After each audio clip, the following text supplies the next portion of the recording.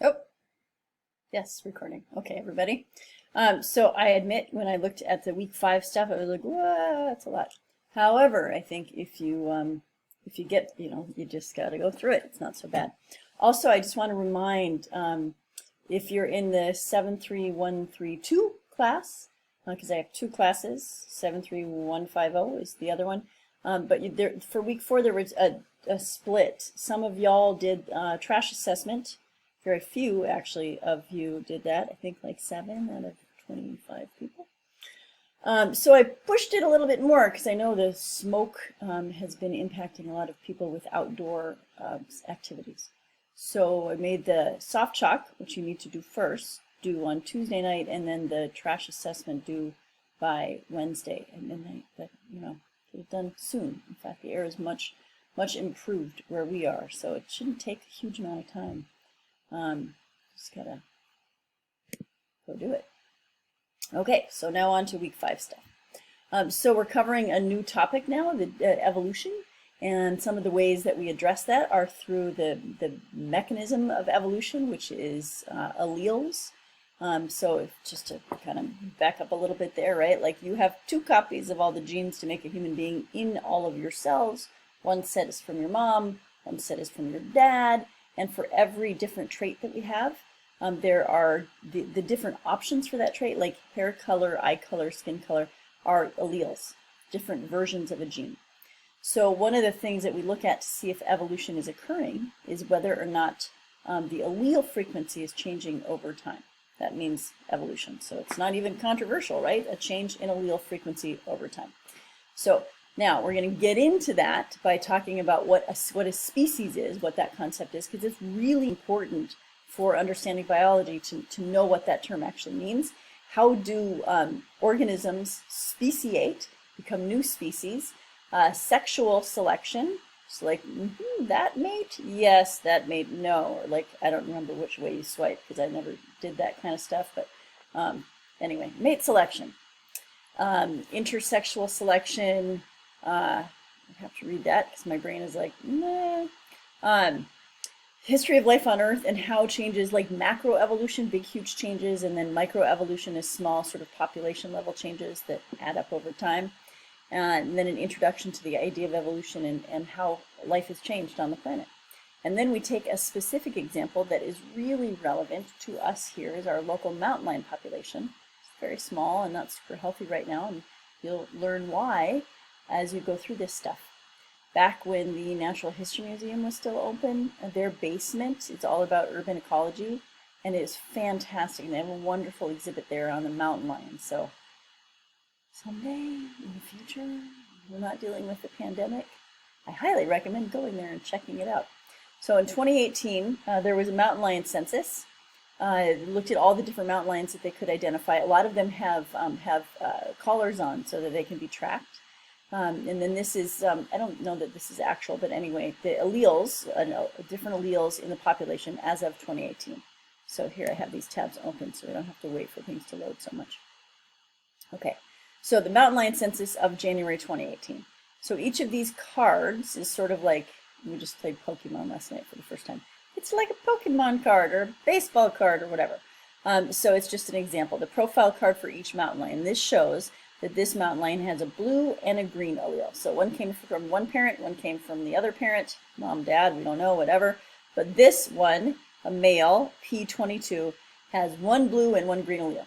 So if he was the only male in the population, the blue alleles would be 50%, 1/2 frequency, and the green alleles would be 1 out of 2 is the total frequency of alleles. So let's move right down here. So for this, each mountain lion, they just have numbers, has a card. Okay, so you need to go through. So something that I was a little bit like, wait, where's the other cards? Is if you look down here, yeah, all 14 of them are here. So you need to go through each card and keep track of how many blue, green, I think orange was the other one, blue, green, and orange alleles. Okay, and so what you'll look at later is how much the blue, the green, and the orange are as a percentage of the total population. So calculating the allele frequencies, here's the table that you would ideally be entering this data in with tally marks or something.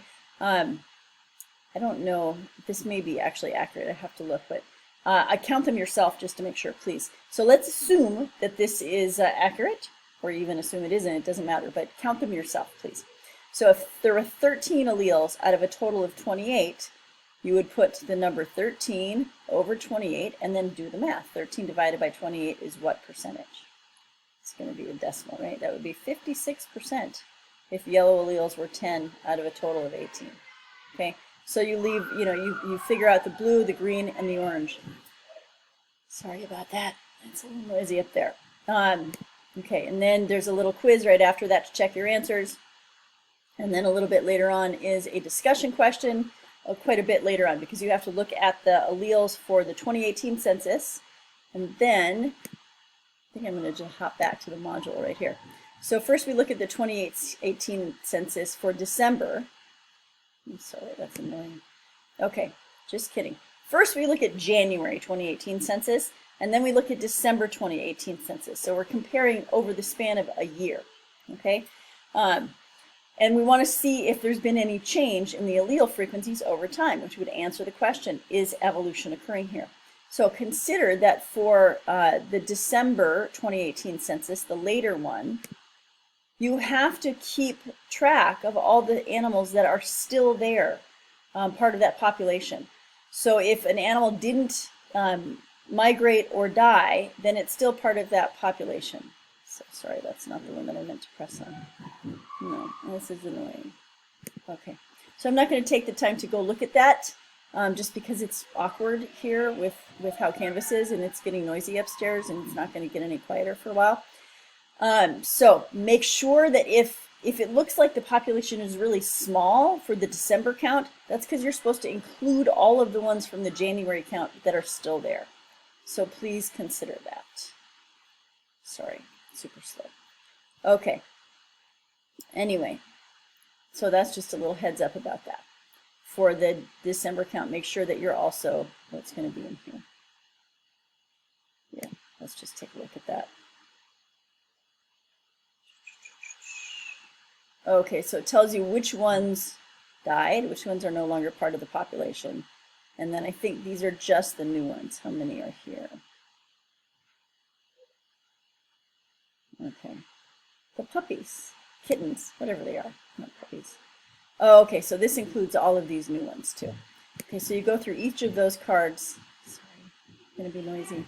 Go through each of these cards to tally those allele frequencies. And let me get back to where we need to be. My apologies that this will be quite distracting and noisy.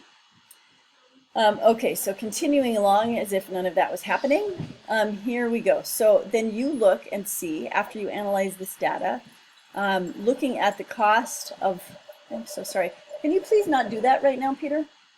Thanks, yeah.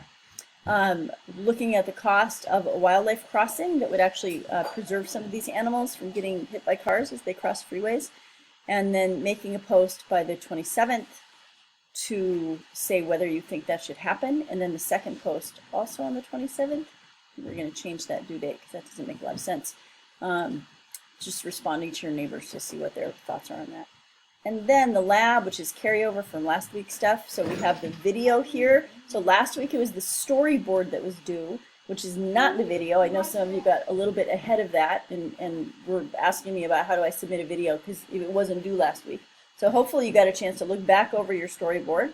And if you made your video early, please double check again, like look at it and see, does it meet the standards here? Compare it to the rubric to make sure that you're getting all the points that you can get for that. There is some instruction here about how to upload, because I got a couple questions about that, and I can imagine that that's a little like weird. It does say you can upload a link if you have the video, your video that you made can be uploaded on YouTube, or I don't know what other places. There's probably a Google site for that. I don't know. And then you can submit that link, or if you actually want to upload the video itself, how to upload it using the rich content editor.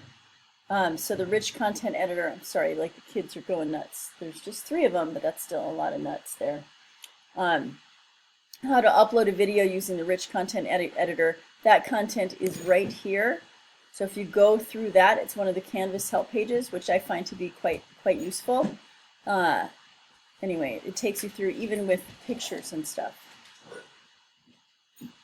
There we go. So it takes you all the way through here. Shut the door.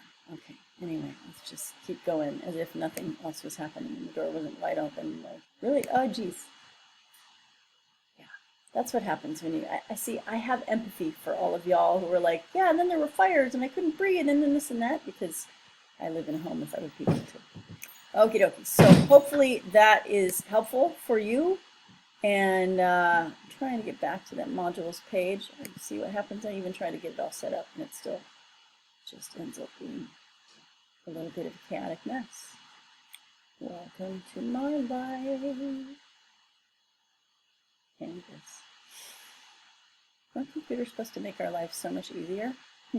Anyway, so the 24th, which is Thursday, and then respond to other people's videos. I think this is 1 or 2 people. Groups are large, so please don't all respond to the same 2 people, like the first 2 people that post, because I don't know, it's just kind of helpful to get some feedback on your video. And then you are done. Hallelujah, hooray, yay, yippee. And please don't wait till the end. Like I mean, this is 73132 here. It's 7 people out of, I don't know how many are in class, 24, submitted that assignment. Okay, there is a clear and obvious correlation to me. When I look at how much time people are spending on Canvas, you're supposed to be spending like 13 hours a week, 12 hours a week, even 10 hours a week would be great. I've got some people who've been spending, who in total 3 hours. How are you going to possibly pass the class? And then another question I have for you, and I'm speaking to the choir because those of you who do assignments are probably the only ones who listen to these preview videos. Nobody signed you up for this class. Like, you had to take an action to choose to register. I am perplexed as to why you would register for class but then not do any of the work. Anyway, I think it's really, really well designed. I think the activities that you guys get to do as part of this class, they work really well in this remote environment, and they teach you really interesting, to me, interesting and important things about the world that we all share. So do it. Set the time aside and make it happen. Yeah? Yeah? Let's do it.